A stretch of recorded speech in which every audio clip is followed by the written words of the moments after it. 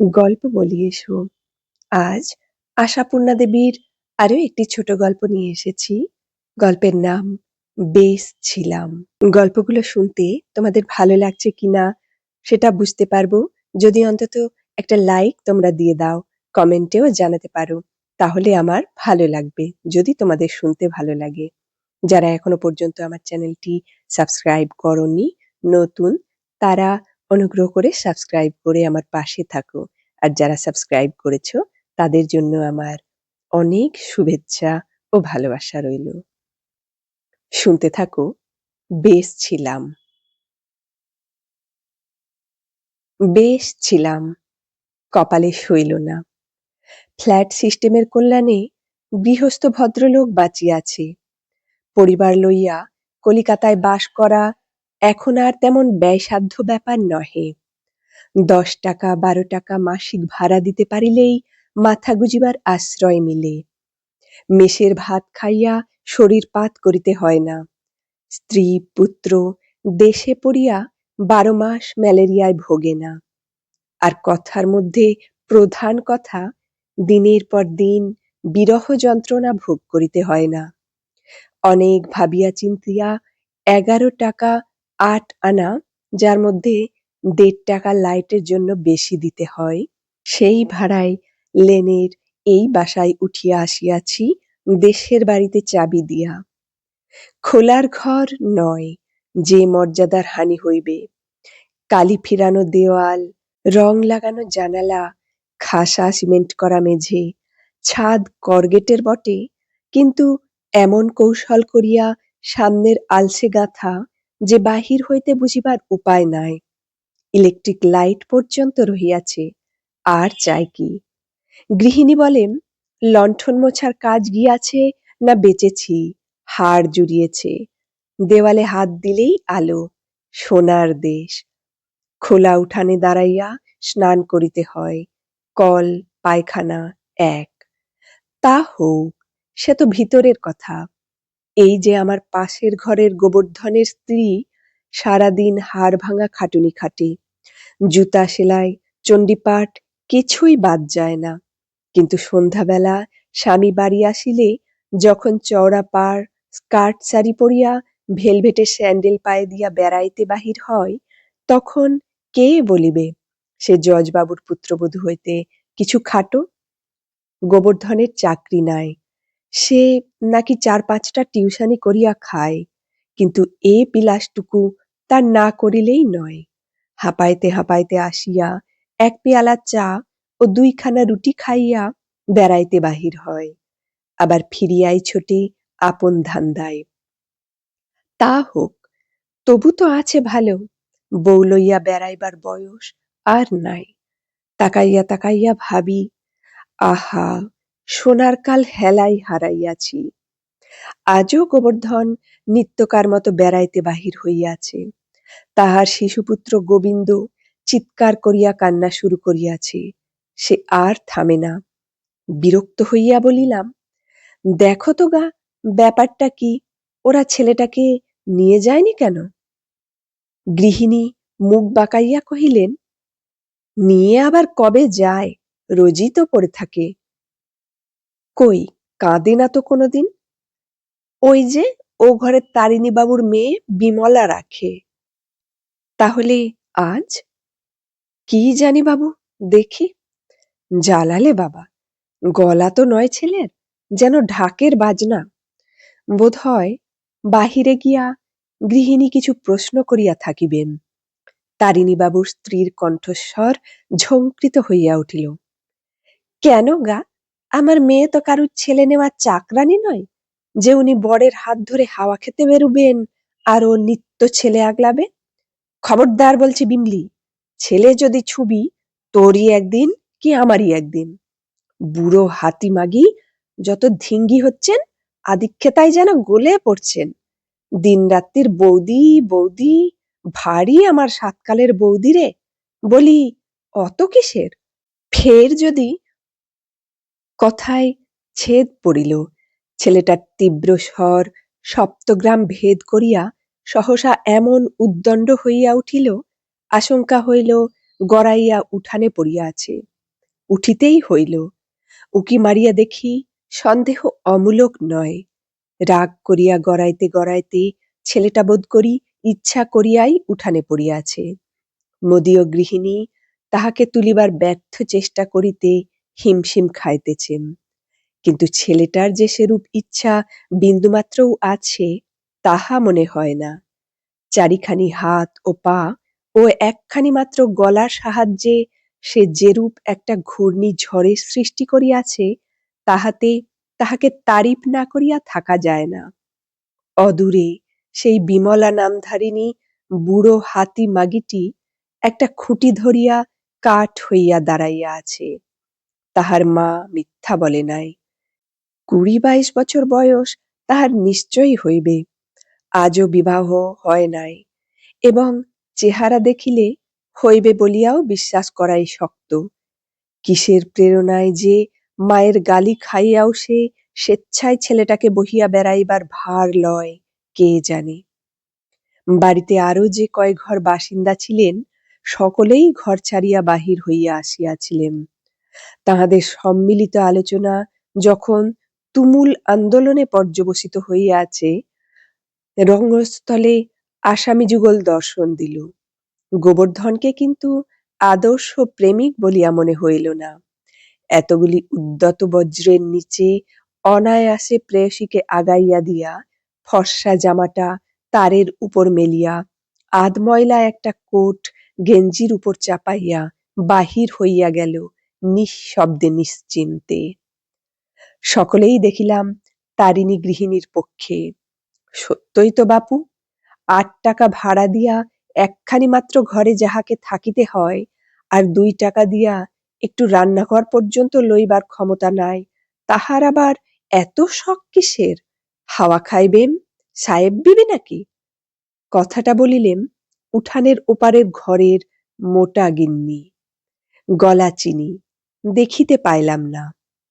ছেঁচা বেড়ার দেওয়াল দেওয়া ১.৫ হাত চওড়া ও ২ হাত লম্বা যে মেটে ঘরটুকু রন্ধনশালা নাম লইয়া মহিমান্বিত হইয়াছে তাহারই ভিতর হইতে কথাটা ভাসিয়া আসিল। গোবর্ধনের বউ চালাক মেয়ে, সে একটিও কথার উত্তর দিল না। আঁচলের পিন খুলিয়া ঘুরানো শাড়ির আঁচলটা কোমরে জড়াইল। জুতা জোড়াটা সস্থানে রাখিয়া আসিল। আর কিছু করিবার মতো কাজ হাতে না থাকাতেই বোধ হয় উঠানে নামিয়া ক্রন্দনরত ছেলেটার পিঠে সজোরে কয়েক ঘা চড় কষাইয়া টানিতে টানিতে ঘরে ঢুকিয়া দুম করিয়া খিল লাগাইয়া দিল। আন্দোলনটা আর ভালো করিয়া জমিল না। বিষ্ণুবাবুর বিধবা দিদি পুনরায় হরিনামের মালা সমেত হাতটি ঝোলায় ডুবাইয়া চক্ষু মুদিলেন। মোটা গিন্নির খুন্তির আওয়াজ প্রখর হইয়া উঠিল। ভোলানাথের স্ত্রী ঘরে ঢুকিয়া আস্তে আস্তে দরজাটা ভেজাইয়া দিল। ভোলানাথ এইমাত্র বাড়ি ফিরিয়াছে। হয়তো এটা তাহাদের রসালাপের সময়। নন্দ বলিয়া যে ছোকরা মোটা গিন্নির পাশের অংশটায় থাকে সে আজ ২ দিন হইল পুত্রকলত্র লইয়া শ্বশুর বাড়িতে একটা বিবাহ উৎসবে গিয়াছে। তাহার দরজায় তালা ঝুলিতেছে, কাজেই ও অঞ্চলটা অন্ধকার। তারিণী গৃহিণীও আপন মনে গজগজ করিতে করিতে একসময় উঠিয়া রান্নাঘরে ঢুকিলেন। শুধু বিমলা মেয়েটা রোয়াকের ধারে পা ঝুলাইয়া বসিয়াই রহিল। গৃহিণী আসিয়া বিমর্ষ মুখে ঘরের মেঝেই পা ছড়াইয়া বসিতে হাতের বইখানা মুড়িতে হইল। কহিলাম, কি গো, তোমার আবার কি হলো? আমার? না, আমার আর কি হবে? এরকম স্থলে কথা বাড়াইতে নাই। পুনরায় বইয়ের পাতাটা খুলিয়া ধরিলাম। গৃহিণী কিছুক্ষণ উসখুস করিয়া বলিয়া উঠিলেন, হ্যাঁ গা, এরা ১২ মাস এমনি করে কাটায়? বলিলাম, তা কাটাই বই কি। আচ্ছা, একসঙ্গেই যখন থাকতে হবে তখন ঝগড়া করে মরে কেন? ওরে বাবা, এ যে রীতিমতো দার্শনিক প্রশ্ন। হাসিয়া উঠিলাম। একসঙ্গে থাকে বলেই তো ঝগড়া করে গো। এই ধরো না কেন, তুমি যখন বাপের বাড়ি যাও কদিন গিয়ে ঝগড়া করে আসি, অথচ সামনে থাকলে। গৃহিণীও হাসিলেন বটে, কিন্তু মনটা তাহার ঠিক যে প্রকৃতিস্থ হইয়াছে তাহা মনে হইল না। কিছুক্ষণ পরেই আবার পূর্বকথার সূত্র ধরিয়া বলিলেন, হ্যাঁ গা, গোবর্ধনের বউ আর বেড়াতে যাবে না বোধ হয়। কি জানি, ছেলেটাকে নিয়েও যেতে পারে। গৃহিণী মাথা নাড়িয়া কহিলেন, পাগল, ও কি ছেলে? শয়তান! মার কাছে যতক্ষণ থাকে চুল ছিঁড়ে, কাপড় টেনে, মেরে ধরে কি কাণ্ড যে করে, পথে বেরুলে রক্ষে আছে? বিমলার মা তাই তো অত খেপেছে। বিমলার পরনের একখানা নতুন কাপড় নাকি দাঁত দিয়ে ছিঁড়ে দিয়েছে, আর খামচে গালের মাংসই খুবলে নিয়েছে, এতখানি বলিয়া হস্ত প্রসারিত করিয়া দেখাইলেন। অবশ্য যতখানি দেখাইলেন ততখানি মাংস তুলিয়া লইলে গালের আর কিছু অবশিষ্ট থাকিবার কথা নয়। তবু যা রটে তার কিছু তো বটেই। অফিসের যে রকম হালচাল, কখনো যে মাহিনা বাড়াইবে এইরকম আকাশ কুসুমের কল্পনা সজ্ঞানে করিবার কথা নহে। তবু মনের নিভৃততম প্রদেশে ক্ষীণ একটি আশার রেখা সযত্নে লালন করিতেছিলাম। এই তো একরকম চলিয়া যাইতেছে। আর যদি গোটা 10 টাকা বেশি পাওয়া যায়, সম্পূর্ণ আলাদা একখানি ছোটখাটো বাড়ি ভাড়া লওয়া অসম্ভব নয়। তাহা হইলে পিসিমাকেও আনা যায়। আহা, বুড়ো মানুষ একলাটি। মুখের উপর সিগারেটের ধোঁয়া উড়াইয়া যে ছোকরা সাঁ করিয়া চলিয়া গেল, তাহাকে কিছু কড়া কথা শুনাইব বলিয়া ফিরিয়া দেখি সস্ত্রীক গোবর্ধন আমাকে চিনিতে না পারার ভান করিয়া তাড়াতাড়ি মোড় ফিরিল। থাক, আর লজ্জা দিয়া কাজ নাই। পা চালাইয়া বাড়ির দিকে ছুটিলাম। আজও তো বেড়াইতে বাহির হইয়াছে দেখিতেছি, কিন্তু ছেলেটার কি হইল? সন্দেহ ভঞ্জন হইতে দেরি হইল না। স্নেহময়ী জননী ছেলেটার অসদ্গতি করিয়া যায় নাই। ঘুম পাড়াইয়াছে, মাদুর বালিশ পাতিয়া সযত্নে শোয়াইয়াছে, এবং জাগিয়া পড়িয়া যাইবার আশঙ্কায় একখানা গামছার একটা খুঁট পায়ে বাঁধিয়া অপর দিকের খুঁটটি জানালার গড়াদেতে কষিয়া গিঁট দিয়া গিয়াছে। ক্ষুণ্ণিবৃত্তির উপায় স্বরূপ শিয়রের কাছে একটা থালায় করিয়া কয়েকখানি বাতাসা ও 2খানা বিস্কুট পর্যন্ত রাখিয়া যাইতে ভুলে নাই। আহা, ইহাকেই বলে মাতৃস্নেহ। ঘরে ঢুকিতেই গৃহিণী কইলেন, দেখেছ গা ছুরির আক্কেল?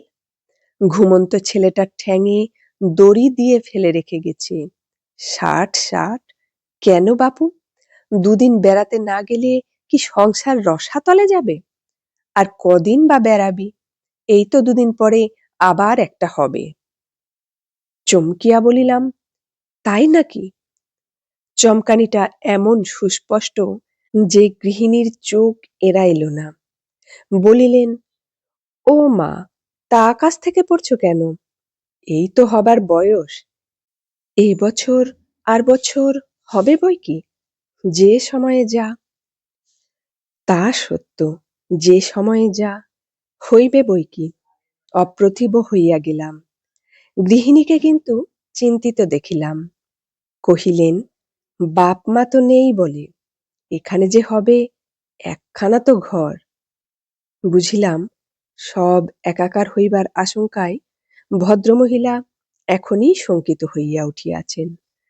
আশ্বাস দিয়া কহিলাম, পাগল, তাই কি হয়? সেবা সদন আছে কি করতে?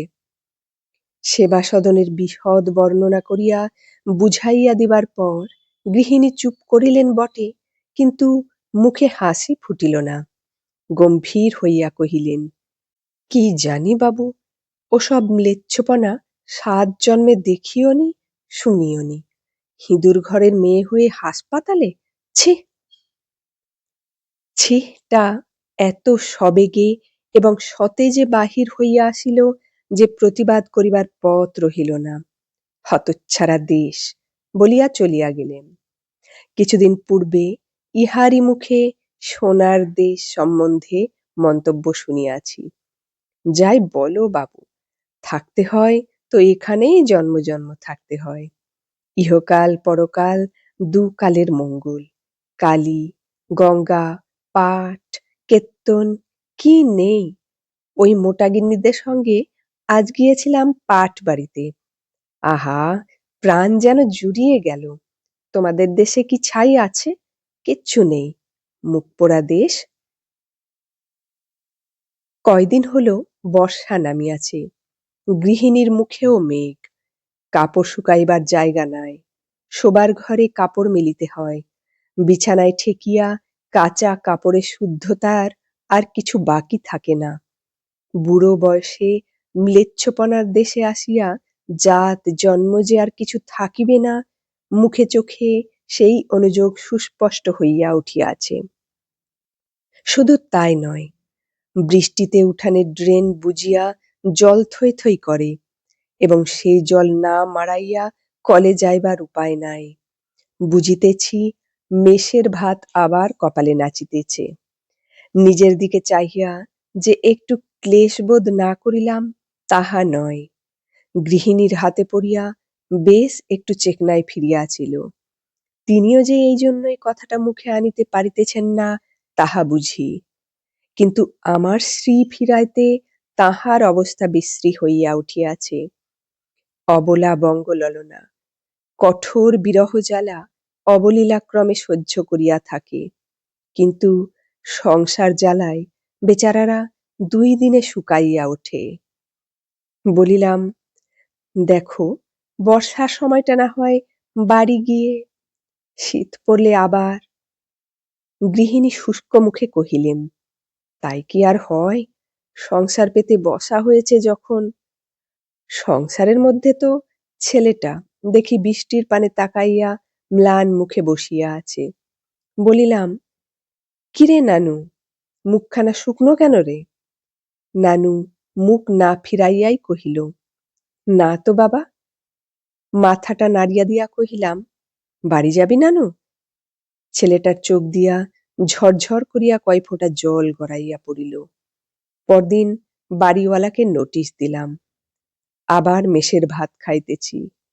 গালে অস্থি দুইটা পুনরায় যেন অস্তিত্ব জাহির করিতে ব্যগ্র হইয়া উঠিয়াছে। তা উঠুক, মাহিনা বাড়িলে অদূর ভবিষ্যতে কি করিব সেই আশায় মনে অসুখ নাই।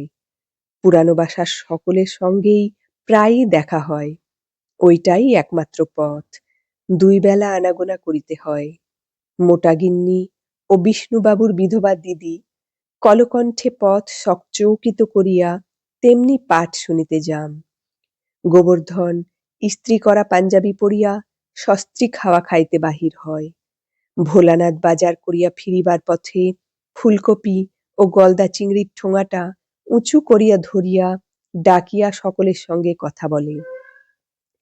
নন্দ ছোকরা তেমনি সকাল সন্ধ্যা ভাঙা হারমোনিয়ামটা লইয়া মা সরস্বতীকে গলা টিপিয়া হত্যা করিতে থাকে। তারিণীবাবু গোবর্ধনের ছেলেটাকে কোলের ভিতর চাপিয়া বসাইয়া ডাক্তারদের রোয়াকে দাবার ছক সাজাইয়া খেলুড়ি আহ্বান করেন। অনুমানে বুঝি গোবর্ধন দম্পতির সহিত কলহ আর নাই। ডাকিয়া বলেন, এই যে চাটুজ্জে, এসো না, এক হাত হোক। কাজ আছে ছুতা করিয়া সবিনয়ে পাশ কাটাইতে কাটাইতে বলি, খবর ভালো তো বাড়িতে? মেয়ের বিয়ের কিছু হলো? অবজ্ঞায় ঠোঁট উল্টাইয়া তারিণীবাবু বলেন, কোথায়? যেতে দিন মশাই, যেতে দিন। আমি আর ও নিয়ে মাথা ঘামাইনি। ও যার কাজ তিনিই করবেন, আমার কি সাধ্য। খেলবেন না তাহলে? পাশ কাটাইয়া চলিয়া আসি। পথে বিষ্ণুবাবু গ্রেপ্তার করেন। বাসায় থাকিতে তেমন আলাপ কিছু হয় নাই। এখন কিন্তু পরমাত্মীয়ের মতো হাত ধরিয়া টানিয়া জনান্তিকে বলেন, মেয়ের বিয়ের কথা বলছেন? হহ, ও মেয়ের কি আর বিয়ে হবে মশাই? মিলিটারি মেয়ে, চেহারা তো বলে কাজ নেই। হ্যাঁ, সেদিন যে এক কাণ্ড হয়ে গেল নন্দর সঙ্গে। নিরুৎসাহেই বলি, কি রকম? কি জানি মশাই, নন্দর পরিবার তো বাপের বাড়িই রয়েছে সেই ইস্তক। ও তো হোটেলে খায় জানি। একদিন বুঝি তারিণীবাবুর রান্নাঘরে একটু চায়ের জল চাইতে গিয়েছিল। কর্তার মেয়ে মুখের ওপর কাঁচের গেলাস ছুঁড়ে মেরেছে, কেটে একেবারে ওয়ার, রক্তে ভাসাভাসি। নন্দ ভালো লোক, তাই থানা পুলিশ করলে না। মাগি গিয়েছিল গঙ্গা নাইতে, এসে ধেই ধেই করে নাচ, বলে নন্দ নাকি ওর মেয়ের দিকে কুনজরে চেয়েছে।